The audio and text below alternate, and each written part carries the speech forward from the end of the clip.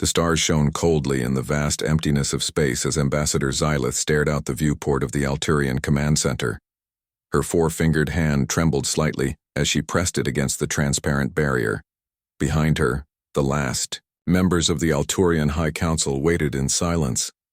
"The Zavari fleet has destroyed our outpost in the Vega sector," General Thoran said, his voice barely above a whisper. "3 more colony worlds have fallen. Our defenses cannot hold much longer." Xylith's skin, normally a soft blue, had paled to an ashen gray from weeks without proper rest. "How many citizens were evacuated?" "Less than half," the general replied. "Our transport capacity is stretched beyond its limits." The room fell silent again. The Alturian collective had always been a peaceful coalition of species. For generations they had explored the stars, built beautiful cities under alien suns, and developed art and science in harmony. They had no weapons that could match the Zavari Dominion's devastating technology. "There is one option we haven't tried," said researcher Alara, the Council's science advisor. All eyes turned to her as she activated a holographic display of their galaxy. Her thin fingers pointed to a spiral arm far from their territory. "This region. Our deep space probes detected radio signals from here almost 30 cycles ago. A forbidden zone?" General Thoran's eyes widened. "Those are just stories to frighten younglings." "Not stories," Alara insisted. "Our ancestors avoided this sector for good reason. The probes registered extreme planetary conditions, high gravity, intense radiation, atmospheric toxins, and biological readings that suggest Deathworlders." Xylith finished the thought. The term hung in the air like a physical thing. Deathworlders, species, that evolved on planets so hostile that they should never have produced intelligent life. Creatures whose bodies and minds were shaped by constant threat and danger. "If such beings exist," Alara continued, "they would have qualities we lack: physical, resilience, aggressive problem-solving, adaptation to hardship." Xylith turned from the viewport. "You're suggesting we ask for help from beings our ancestors feared even meeting?" "I'm suggesting that facing extinction changes our calculations," Alara replied simply. After hours of debate, the decision was made. With their civilization weeks away from collapse, the Alturians authorized a desperate gamble, a powerful distress signal aimed toward that unexplored region of space, carrying with it technical specifications for communication and coordinates, for a meeting point. "May the stars forgive us for what we may bring into the galaxy," murmured General Thoran as the signal was sent. None of them could have predicted how quickly their call would be answered. Victor Hayes rubbed his tired eyes as he monitored the deep space communication array at Earth's furthest outpost. The coffee at his side had gone cold hours ago, but he took a sip anyway, grimacing at the taste. As the night shift commander of Outpost Delta, it was his job to watch for any unusual signals from the unexplored regions beyond human space. Usually, that meant cataloging the regular pulsar patterns and occasional stellar phenomena. Tonight was different. The alert came as a soft chime at first, easily mistaken for a system notification. But as Victor checked the readings, his fatigue vanished instantly. "This can't be right," he muttered, running the analysis again. The signal was clearly artificial and coming from well beyond established human territories. As the computer decoded the complex mathematics embedded in the transmission, Victor's hand reached for the emergency communication line. "Central Command, this is Outpost Delta. We have a confirmed first contact scenario. I repeat, confirmed first contact. Within hours, the highest levels of Earth's unified government were reviewing the transmission. The message contained universal mathematical constants, simple diagrams of alien physiology, and, most disturbingly, what appeared to be footage of planetary bombardments and desperate evacuation efforts. Admiral Gary Peterson addressed the emergency council meeting from the head of the table. "The translation team believes this is a distress call from a civilization under attack. It could be a trap," cautioned Security Director Karen Phillips. "Luring us into unknown space with images designed to provoke our sympathy." Dr. Alan Russell, Earth's leading xenobiologist, shook his head. "The physiological data they've shared is too detailed to be fabricated." These beings evolved in an environment with approximately 0.7 Earth gravity. Their biochemistry suggests vulnerability to radiation levels we consider normal. They're showing us they're different from us. Different how? Asked the Admiral. They're from what we would classify as a garden world. Stable climate, minimal environmental threats, low radiation. Everything that Earth isn't. Alan brought up a comparison chart on the main display. If their data is accurate, these aliens would consider Earth an extreme death trap. Captain Samantha Miller of the deep space vessel EFS Horizon studied the star charts with focused intensity. Her ship was the newest and fastest in the fleet, specially designed for extended missions beyond charted space. We can reach their proposed meeting coordinates in 11 days at maximum safe speed, she said, looking up at Admiral Peterson. The Horizon is ready. After 48 hours of debate, Earth Command reached its decision. Captain Miller received her orders directly from the Admiral himself. This mission has 3 objectives, Peterson told her. First, confirm that the distress call is genuine. Second, establish peaceful contact if possible. Third, assess whether we can or should provide assistance. And if we determine they need our help? Miller asked. The Admiral's expression was grim. Then you are authorized to take appropriate action. Earth stands with those who cannot defend themselves. 5 days later, the EFS Horizon departed with a crew of 320 humans, specially selected for first contact scenarios. Among them was Dr. Alan Russell, eager to meet the beings he'd been studying since the signal arrived. As the ship accelerated to faster-than-light speed, Captain Miller addressed her crew over the internal communication system. We don't know exactly what we're flying into, she told them honestly. But we do know that someone out there needs help, and they've asked for ours specifically. Throughout human history, we faced countless challenges that should have destroyed us. Ice ages, plagues, wars, and near-extinction events. Each time we adapted and survived. She paused, looking at the alien star charts on her display. Whatever these beings are facing, whatever enemy threatens them, they're about to learn something important about the universe. They're about to learn that humans don't leave others to face darkness alone. Little did Captain Miller know that it wasn't just their willingness to help that would shock the aliens. It was the very nature of humanity itself, creatures who had evolved on a world so dangerous that the rest of the galaxy had labeled it unsurvivable. The Deathworlders were coming, and the galaxy would never be the same. The EF's Horizon emerged from faster-than-light travel near the Alturian colony of Neova. The blue-green planet below was partially obscured by the imposing shadows of 7 massive Zavari warships in orbit. The enemy vessels were shaped like elongated diamonds, their black surfaces absorbing light rather than reflecting it. Sensors show heavy bombardment on the southern continent, reported Officer Peter Cole from the tactical station. Population centers are being systematically targeted. Captain Samantha Miller stood from her command chair. Any sign they've detected us? Not yet. Our position behind Neova's larger moon is shielding us from their scans. Dr. Alan Russell studied the sensor readings of the enemy ships with growing concern. Those energy signatures suggest weapons far beyond our current technology. Maybe, said Lieutenant Olivia Grant, the ship's science officer, but look at their movement patterns. They're slow, methodical, almost predictable. As they watched, a small shuttle broke away from the planet's surface, weaving through debris fields while pursued by 2 smaller Zavari vessels. Captain, I'm detecting life signs on that shuttle consistent with the biological data in the distress call, Lieutenant Grant announced. They're being hunted. Miller's decision came without hesitation. Battle stations. Lieutenant Daniel Wright, target the pursuing vessel's propulsion systems only. Let's introduce ourselves. The Horizon emerged from behind the moon, weapons charged.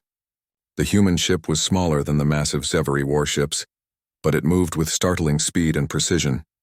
2 carefully placed shots disabled the engines of the pursuing vessels without destroying them. The fleeing shuttle changed course immediately, heading directly toward the human ship. They're hailing us, Officer Cole said. Open a channel, ordered Miller. The main screen displayed the interior of the alien shuttle. 4 beings sat huddled in what appeared to be an escape craft not designed for long journeys. Their skin ranged from pale blue to violet, covering slender bodies that seemed almost fragile. Large, multifaceted eyes blinked rapidly as they took in the image of the human bridge crew. One of the aliens moved forward. "I am Ambassador Xylith of the Alturian Collective. We thank you for your intervention." Captain Miller nodded. "I'm Captain Samantha Miller of the Earth vessel Horizon. We received your distress call." The alien's eyes widened further. "You crossed the void between spiral arms in mere days. We did not expect—" She paused as something behind Miller caught her attention. "Is that water exposed in your environment?" Dr. Russell stepped forward. "Yes, Ambassador, it's quite safe in our atmosphere." The 4 aliens exchanged looks of clear astonishment. The ambassador composed herself. "Captain, my shuttle cannot outrun the Zevari fleet much longer. May we request emergency docking? Of course, we'll need to adjust our atmospheric conditions to match your requirements. That would be—" The ambassador hesitated. "Appreciated." After the communication ended, Dr. Russell turned to Captain Miller. "Their biological readings suggest they evolved in an environment with far less gravity than Earth's. Our standard atmosphere could damage their respiratory systems if they're exposed too long. Make the necessary adjustments in Docking Bay 3, Miller ordered, and assemble a greeting team with environmental suits. We don't want to frighten them any more than they already are." 30 minutes later, the small Alturian shuttle settled into the Horizon's docking bay. The human welcoming party waited as the airlock cycled. Dr. Russell, Lieutenant Grant, and Captain Miller wore lightweight environmental suits to avoid exposing the visitors to any potentially harmful Earth bacteria. When the doors finally opened, the humans got their first close look at the Alturians. Ambassador Xylith stood at the front, nearly 7 feet tall but incredibly thin, with limbs that seemed too delicate to support even her slight weight. Behind her, 3 other Alturians wore what appeared to be breathing apparatus. The ambassador took 1 step forward into Earth-normal gravity and immediately stumbled. Lieutenant Grant rushed forward to offer support, but froze when she saw the alarm in the alien's eyes. "My apologies," Xylith said, her voice strained. "Your ship's gravity settings are challenging for us." Dr. Russell nodded understanding. "We can lower the gravity in your quarters to match your homeworld specifications." The ambassador straightened with visible effort. "That would be most helpful. But first, I must ask, the Zevari fleet. They will have detected your vessel by— Now, let them come," Lieutenant Wright said from behind Miller. The tactical officer's confident tone drew curious looks from the Alturians. Captain Miller gestured toward a corridor. "We should move this conversation to our conference room. We have many questions for each other." As they walked, the humans intentionally slowed their pace to accommodate the Alturians' careful movements. Even with their environmental suits on, the differences between the species were striking. Where the Alturians moved with deliberate caution, each step precisely placed, the humans' movements seemed almost casually efficient by comparison. In the conference room, with gravity reduced to 0.7 Earth standard, the Alturians finally relaxed, visibly. Ambassador Xylith removed a small device from her robes and placed it on the table. A holographic display appeared, showing the Alturian home systems and the advancing Zevari forces. 3 cycles ago, the Zevari Dominion began attacking our outer colonies without warning or provocation, she explained. They have superior technology and weapons we cannot match. 17 worlds have already fallen. "What do they want?" Miller asked. "Resources, habitable planets, our technology. They take everything and leave nothing alive." The ambassador's voice remained controlled, but her hands trembled. "We are not warriors. The collective has maintained peace for thousands of years." Dr. Russell studied the holographic display. "Your species evolved without the constant threat of predators or environmental disasters." "Yes," Xylith replied, surprised. "Our homeworlds are temperate with stable climates and few natural dangers. It shaped our development as a cooperative rather than competitive species." She hesitated before asking, "And your world?" Captain Miller glanced at Dr. Russell, who nodded. Earth is what many would call a challenging environment. High gravity by your standards, significant radiation from our sun, extreme weather patterns, tectonic instability, and numerous predator species throughout our evolutionary history. The Alturians stared in disbelief. You evolved? On a death world? One of the other aliens whispered. Before anyone could respond, the ship's alert system activated. Lieutenant Wright's voice came over the intercom. Captain, 3 Zavari warships are approaching our position. They're charging weapons. Miller stood. It seems we're about to meet your attackers, Ambassador. Would you like to observe how humans respond to threats? The Alturians exchanged nervous glances as Captain Miller calmly led them to the bridge. None of them quite understood yet what it meant that the beings they had called for help came from, a world that should have killed them long before they reached the stars. They were about to find out. Ambassador Xylith and her 3 companions stood at the back of the Horizons bridge, watching with growing amazement as the human crew prepared for the approaching Zavari warships. What struck the aliens most wasn't the technology, their own. Ships had similar stations and displays, but the calm efficiency of the humans themselves. Tactical assessment, Captain Miller ordered, her voice steady. Lieutenant Wright's fingers moved rapidly across his console. 3 Zavari cruisers, heavy, weapon systems charging, estimated firing range in 2 minutes. Options?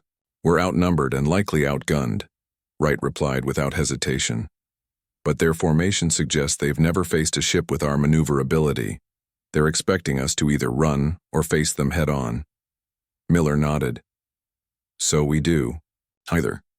Officer Cole, bring engines to maximum. Lieutenant Wright, prepare a targeting solution for their weapon arrays only. The ambassador stepped forward shakily in the ship's gravity. Captain, the Zavari vessels are 3 times the size of your ship. Their shields can... With respect, Ambassador, interrupted Lieutenant Grant from the science station. Size isn't everything. As if to emphasize her point, the horizon suddenly accelerated, the inertial dampeners allowing only a slight feeling of pressure as the ship shot forward at speeds that would have crushed an Alturian crew. The Zavari ships began firing, but their weapons were calibrated for the slower, more predictable movements of Alturian vessels. The horizon rolled and pivoted in ways that seemed impossible for a ship its size, executing maneuvers that danced along the edge of what its structural integrity could withstand. On the main viewer, energy beams from the Zavari ship sliced through empty space where the horizon had been moments before. They're recalibrating their targeting systems, Wright announced. 10 seconds until they adapt. That's enough time, Miller said. Execute attack pattern Epsilon. What happened next left the Alturians speechless. Instead of retreating to a safe distance, the horizon drove directly toward the largest Zavari ship, closing the gap so quickly that the enemy vessel couldn't bring its main weapons to bear. The human ship fired a precise series of shots at what appeared to be exposed cooling vents, then rolled underneath the massive vessel, targeting its engine nacelles before accelerating away. Direct hits on all targets, Wright reported with satisfaction. Their main power grid is fluctuating. Weapons offline. The other ships are altering course to pursue, Officer Cole warned. Let them, Miller said calmly. Communications, open a channel to all Zavari vessels. When the connection was established, Miller stood from her chair. Her voice remained level, almost conversational. Zavari vessels, this is Captain Samantha Miller of the Earthship Horizon. We've disabled your lead ship's weapons systems without destroying the vessel. This was intentional. Consider it a demonstration. There was a long pause before a response came. The viewer displayed a being with metallic gray skin and features that seemed almost mechanical. Its voice was flat, emotionless. Unknown vessel, you interfere in matters beyond your understanding. The Alturian worlds are claimed by the Dominion. Leave this sector immediately, or be destroyed. Miller's expression didn't change.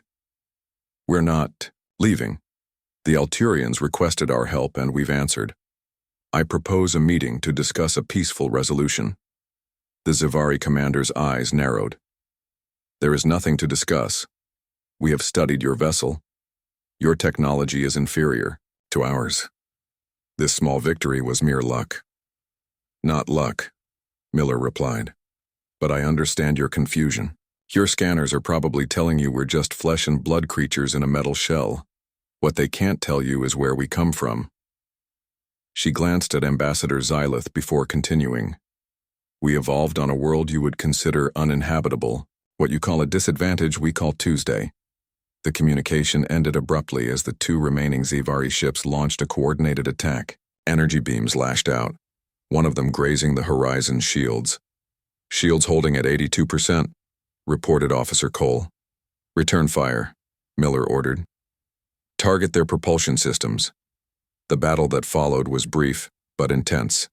The Horizon moved, in ways the Xivari targeting systems couldn't predict, using maneuvers no Alturian ship would attempt due to the physical strain on its crew.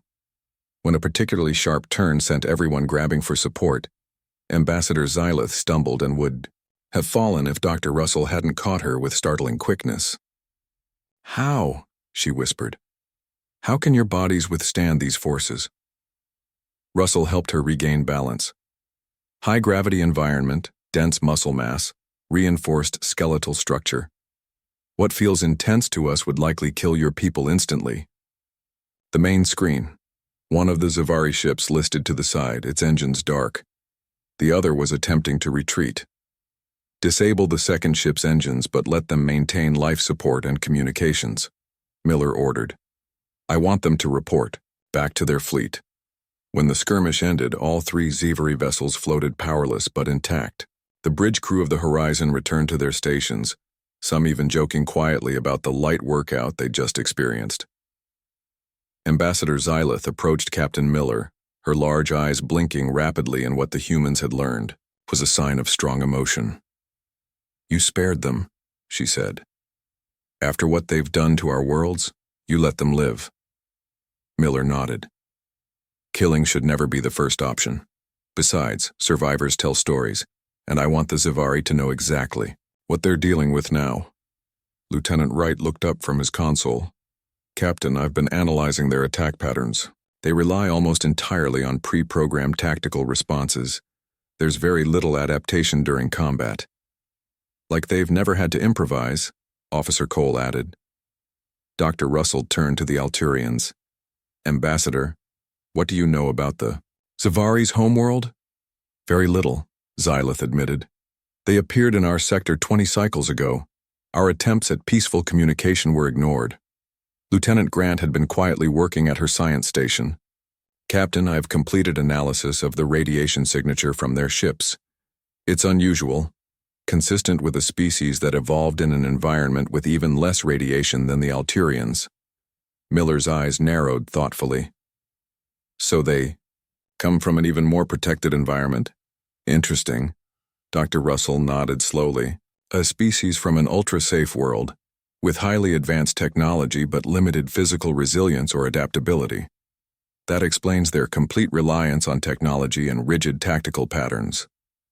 And it gives us an advantage, Miller concluded. Lieutenant Wright, work with Dr. Russell. I want a complete tactical assessment of Xivari weaknesses based on their evolutionary profile. She turned to Ambassador Xylith. Now we'll head to your homeworld as planned. But first, I'd like to show you something that might give your people hope. Miller led the ambassador to a side console and called up images of Earth. Its stormy oceans, towering mountains, vast deserts, and steam-spewing volcanoes. This is where we come from, Ambassador. A world of constant challenges, where adaptation isn't just helpful, it's essential for survival. And now, those same qualities that helped us survive Earth are going to help save your people. For the first time since their meeting, Ambassador Xylith's expression showed something beyond fear or amazement. It showed hope. Alturia Prime shimmered like a jewel against the blackness of space. Its twin moons orbited in perfect harmony, their pale light reflecting off the planet's vast oceans. Under different circumstances, the humans might have admired its beauty. Now they saw only its vulnerability.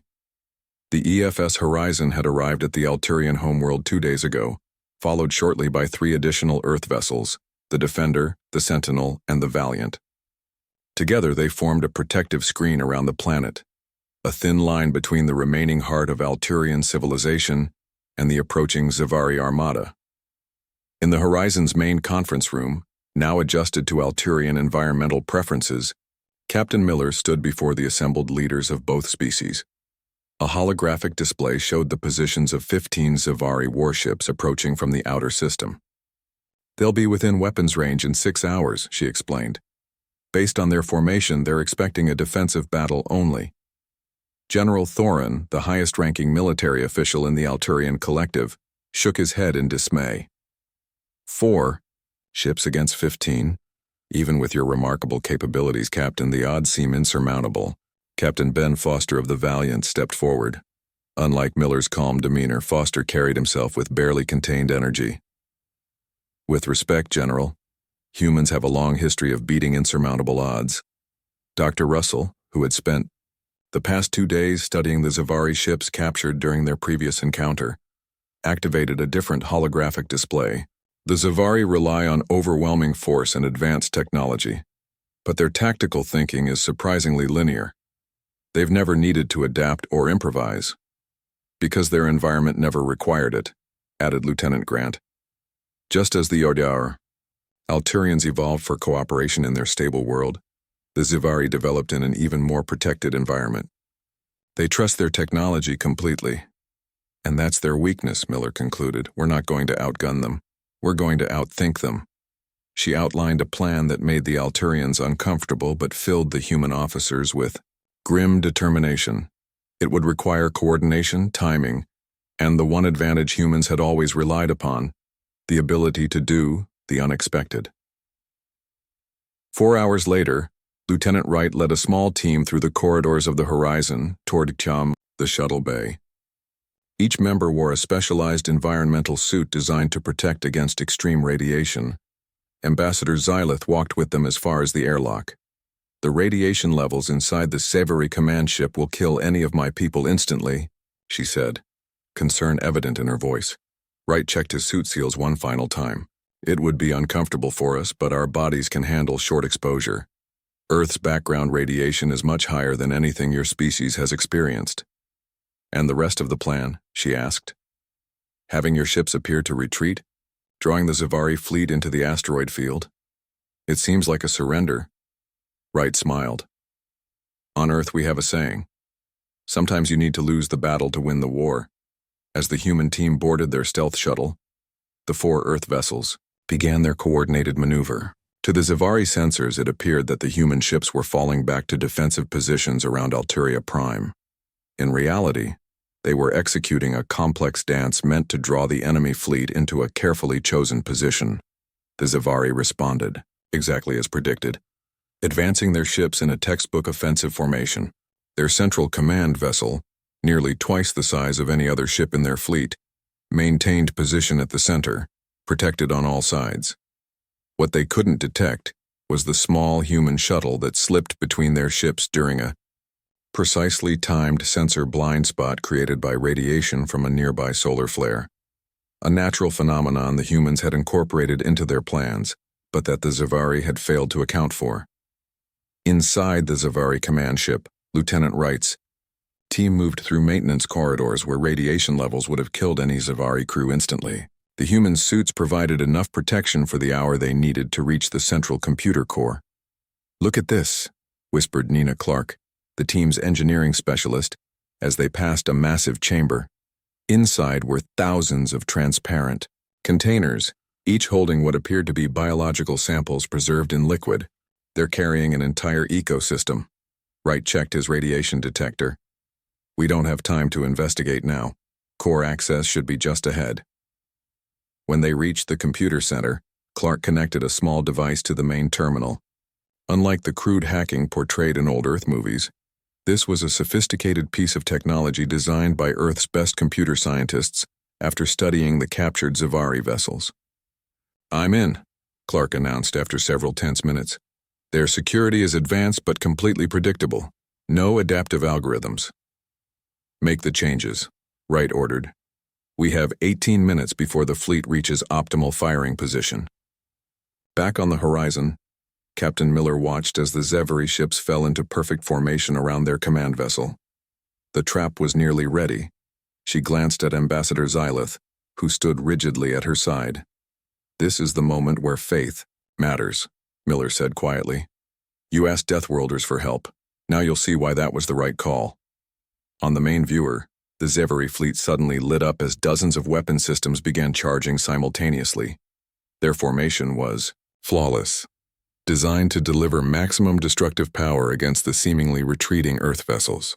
"Lieutenant Wright's team has 60 seconds to complete their mission," Officer Cole reported, tension evident in his voice. "They'll make it," Miller replied with calm certainty. Inside the Zevary command ship, Wright's team finished their work and began their retreat. They had not destroyed the enemy's systems, that would have been easier.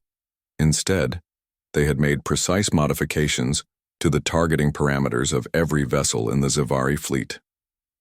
"Program uploaded," Clark confirmed as they ran toward their extraction point. "Set to activate when they fire."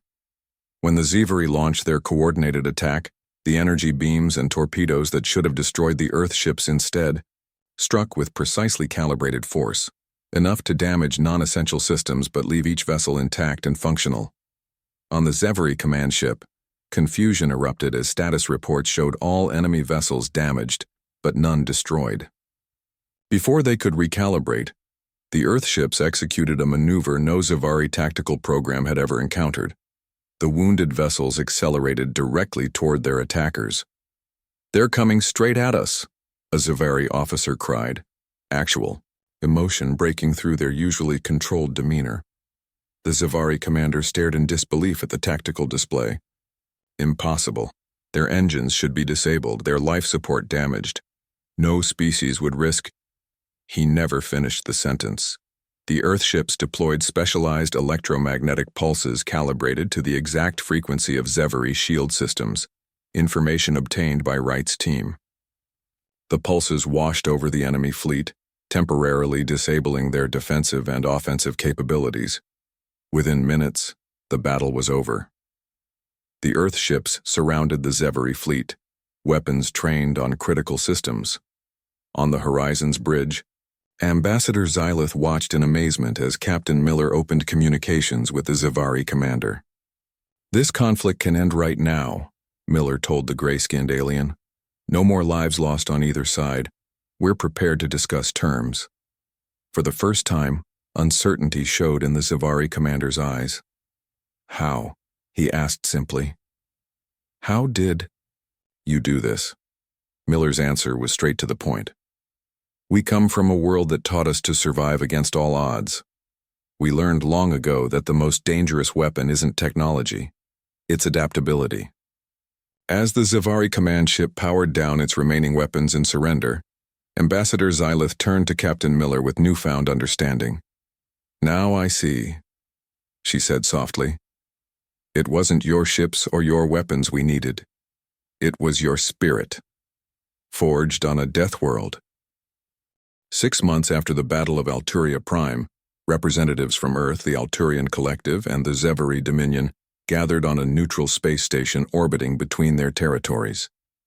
The station's environment was carefully balanced, areas with Earth normal gravity and atmosphere, sections adjusted for Alturian comfort, and sealed chambers with the pristine conditions required by the Zevary. Captain Samantha Miller stood beside Ambassador Xylith as they watched the signing of what would become known as the Tripartite Accord. The document, displayed on a large holographic projection, established peace between the three civilizations and outlined a future of cooperation. Dr. Alan Russell had made the most surprising discovery during the post-battle negotiations. The Zevary weren't natural conquerors, they were refugees. Their home system was dying, its star becoming unstable. The biological samples Lieutenant Wright's team had found were exactly what they appeared to be, an attempt to preserve their world's ecosystem before it was destroyed. They could have asked for help, Miller had said when she learned the truth. The Zevary commander, whose name was Davax, had responded with genuine confusion. Ask for help from lesser species? The concept was foreign to us. Now, as the leaders of all three civilizations placed their signatures on the accord, Miller reflected on how quickly things had changed. Earth had provided the Zivari with 5 uninhabited but habitable planets in human-controlled space, worlds too harsh for the Zivari to settle without help, but perfect with human assistance. In return, the Zivari shared their advanced technology, particularly their medical sciences. The Alturians, with their gift for cooperation and community building, became the bridge between humans and Zivari, teaching both species how to work together despite their differences. "It's remarkable," Ambassador Xylith said as she stood next to Miller. "6 months ago, I feared our civilization would be extinct. Now we're helping forge an alliance that could reshape the galaxy." Miller smiled. "Sometimes the universe brings together exactly what each party needs. You needed our strength. The Zivari needed your compassion, and we needed both your perspectives." Across the room, Lieutenant Wright was demonstrating Earth combat techniques to a group of young Alturians. Their biology prevented them from matching human strength or endurance, but they were learning to use their natural agility and heightened senses to their advantage. Dr. Russell had made another fascinating discovery. Exposure to human genetic material, even minimal contact, seemed to trigger adaptive responses in both alien species.